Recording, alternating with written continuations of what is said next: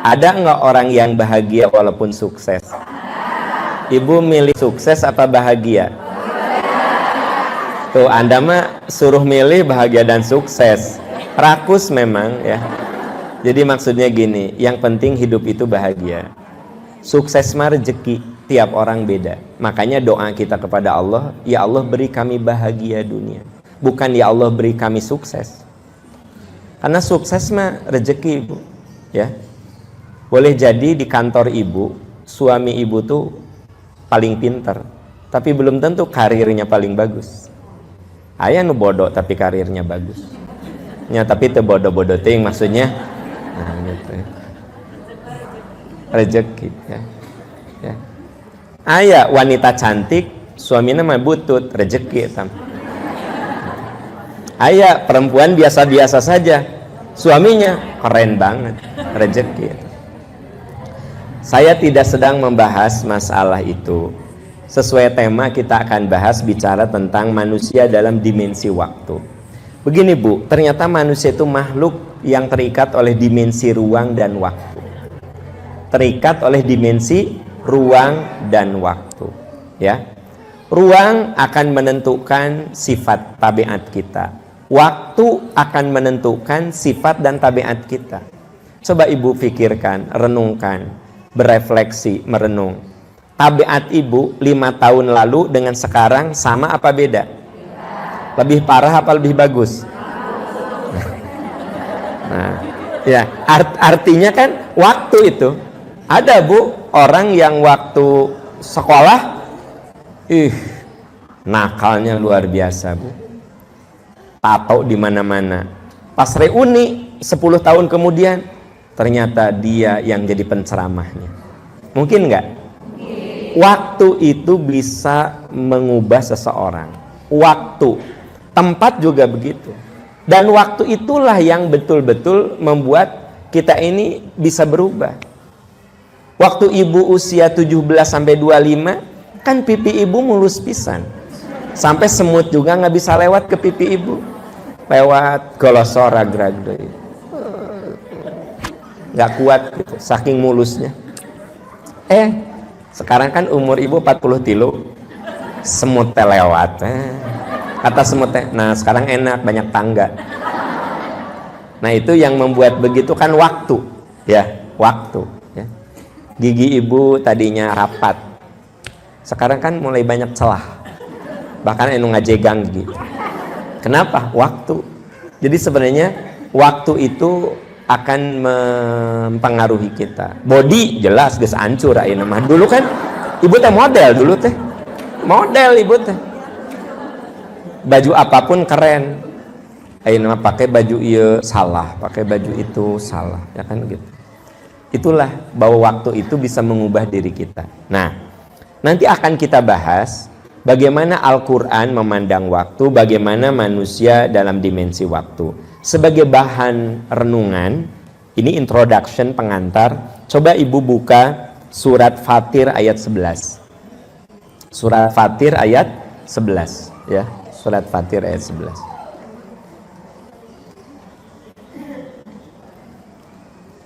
Sudah ditemukan? Oh belum ya. Masih ada yang berkutat di daftar isi surat 35. Jaba ningalian daftar isi, jaba diletakkan Quran teh. Bu, atuh Bu, kalau muka Quran yang elegan jangan.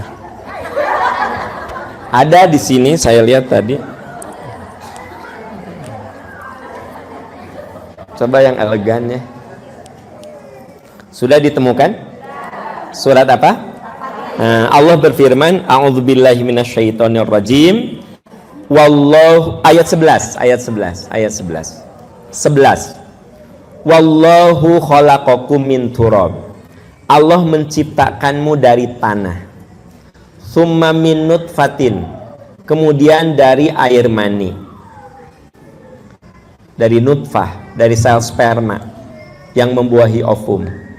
Tsumma ja'alakum azwaja. Lalu Allah menjadikanmu berpasangan, laki-laki dan perempuan.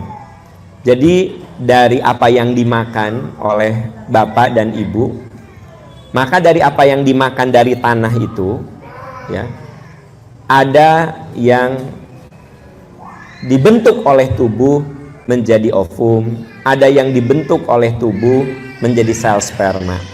Lalu sel sperma itu membuahi ovum, lalu menjadi anak. Nah, anak itu bisa laki, bisa perempuan. Ini lagi cerita tentang bahwa manusia itu tercipta melalui proses, ya. Lalu wa ma tahmilu min untha wa la tadau illa bi ilmih. Tidak ada seorang perempuan yang mengandung dan melahirkan melainkan atas sepengetahuan Allah. Ibu mengandung, melahirkan atas pengetahuan Allah. Nah, ini yang jadi pembahasan kita. Ayat berikutnya, wa ma yu'ammaru mi mu'ammarin wa la yanqasu min umrihi illa fi kitab.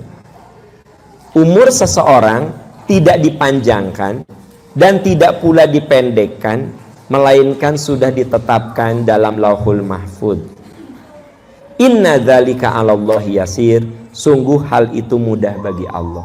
Ini kata kuncinya yang ada kaitan dengan dimensi waktu. Umur seseorang tidak dipanjangkan dan tidak pula dipendekkan, melainkan itu sudah ditetapkan di Lauhul Mahfuz.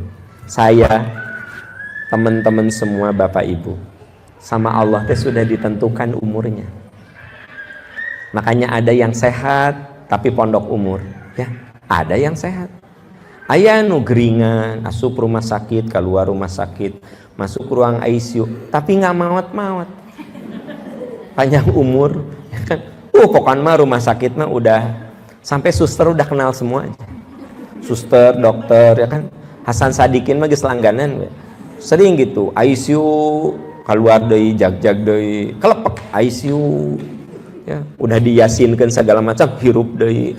Oh gitu kan.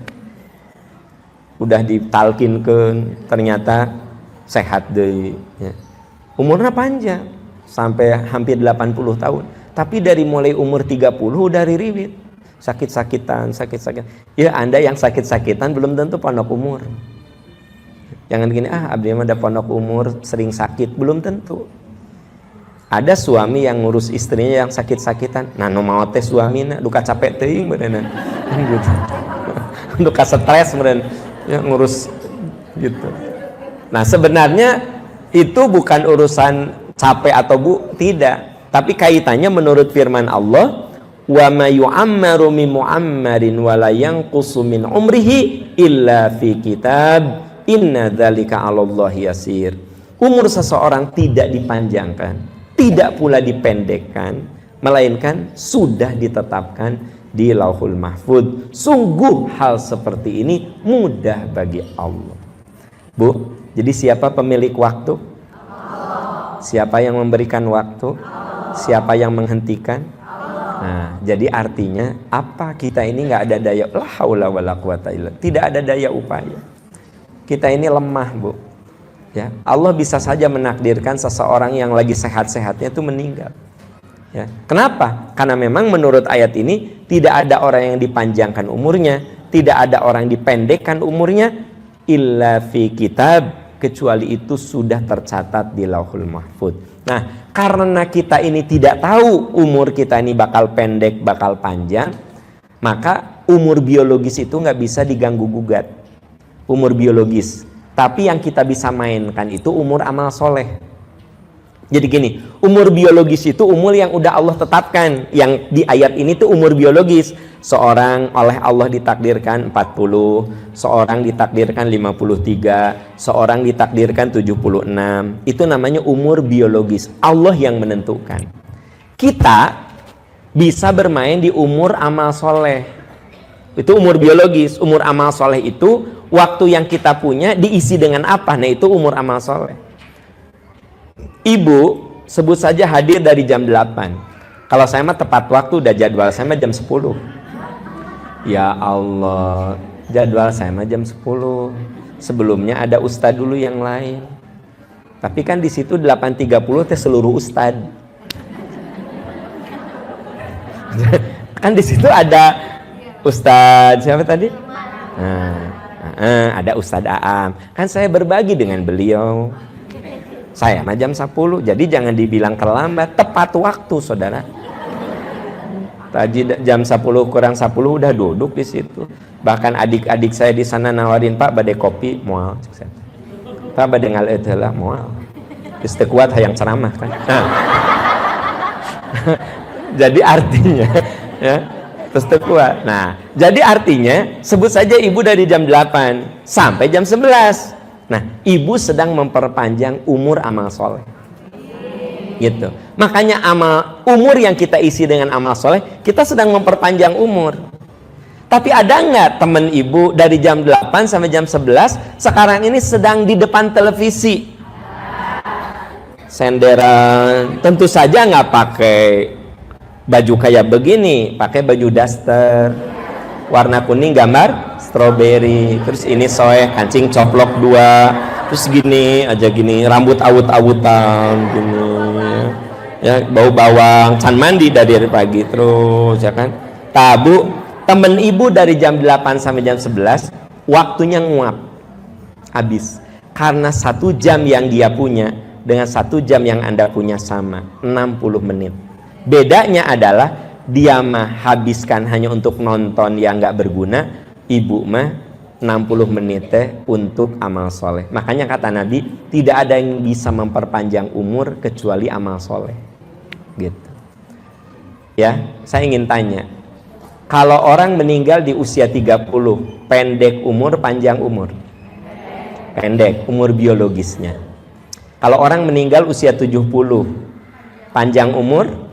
Panjang umur, usia biologis. Tapi umur amal solehnya, usia amal solehnya boleh jadi yang 30 lebih panjang. Ini yang meninggal usia 30 dari balik, dari remaja, udah soleh.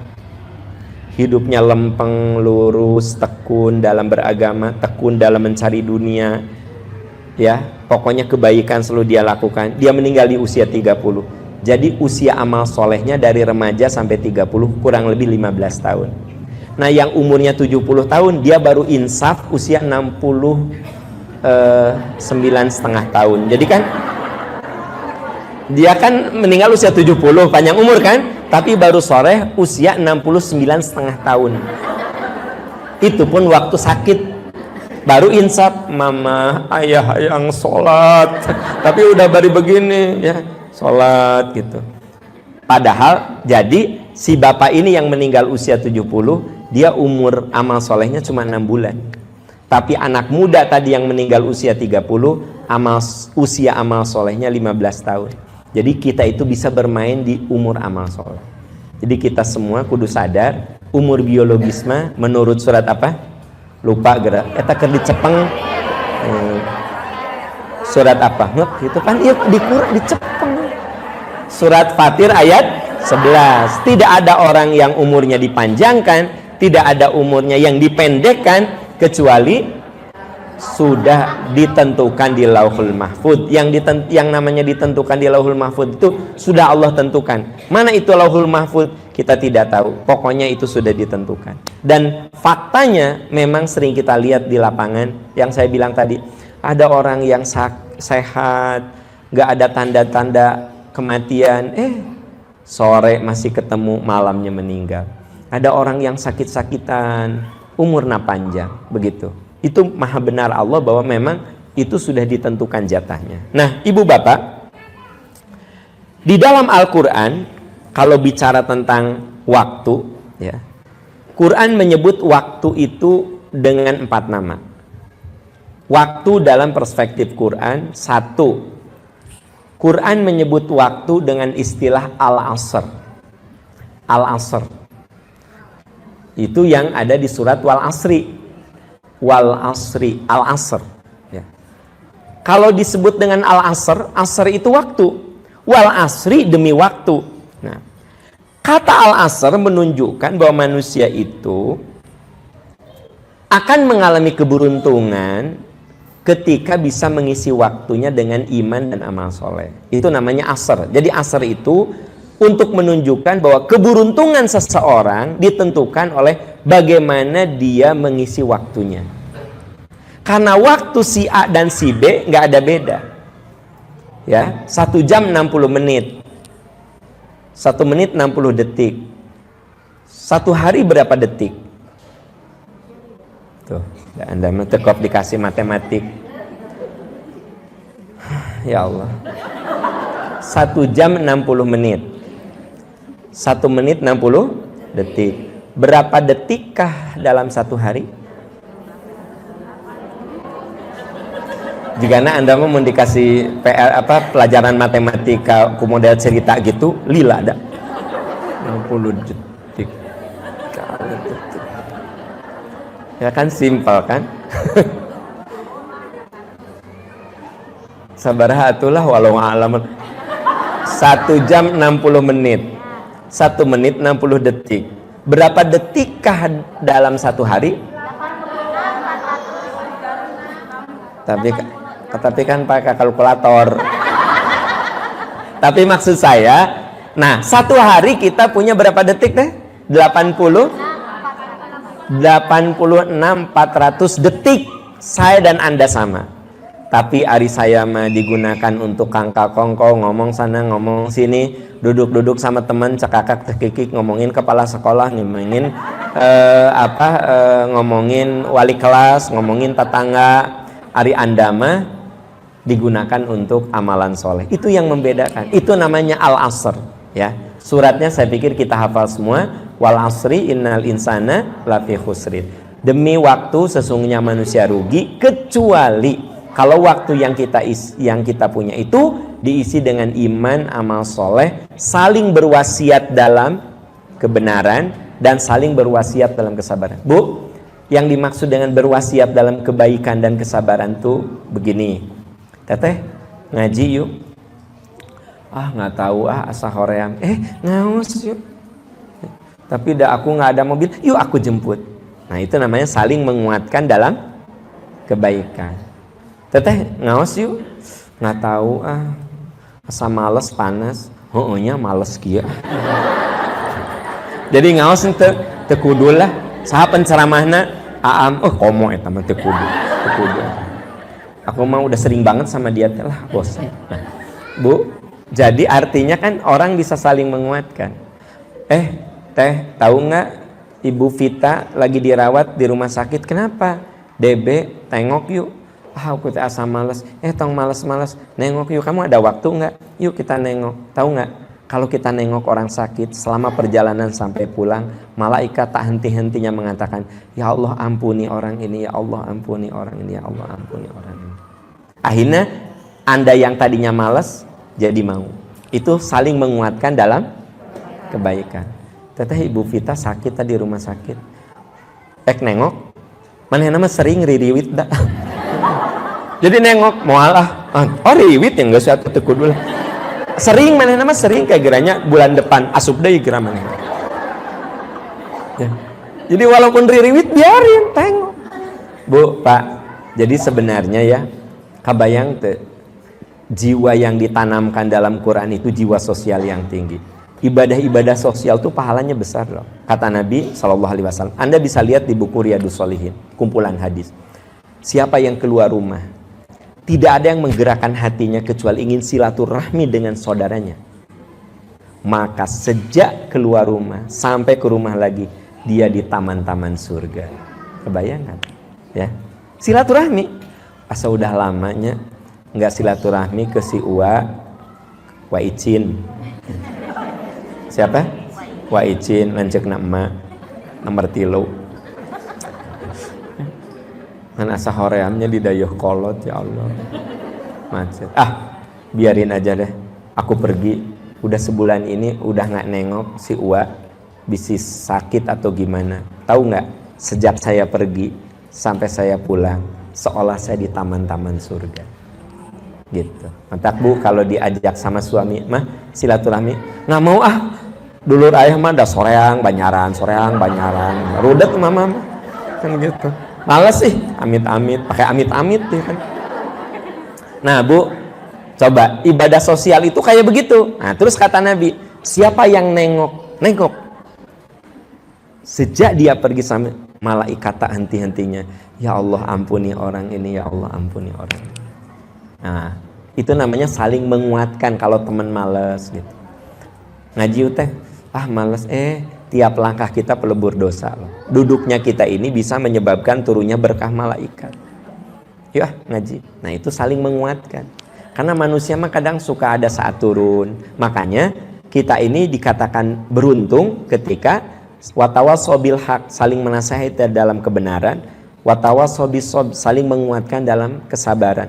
Jadi kudu dikuatkan. Kalau teman kita lagi ngedrop tuh kuatkan. Ya. Iya aku mah itu punya anak teh susah, nomor 2 teh disuruh sholat. Teteh sing sabar, doakan. Jangankan kita tuh anaknya Nabi Nuh saja nggak soleh, boleh jadi anak kita teh ujian. Sok yang sabar, ngaji yuk kita biar dapat ilmu gitu. Kuatkan, jangan itu anak nomor 2 ya Allah ini susah disuruh sholat. Ya indungna jiga kieu atuh. Ya indungna jiga kieu parah gitu. Ya iyalah anaknya juga. Emang kamu ke SMA soleh parah kamu teh. Bu kadang suka ada yang gitu kan. Ada di sini mah enggak ada ahli pengawasan.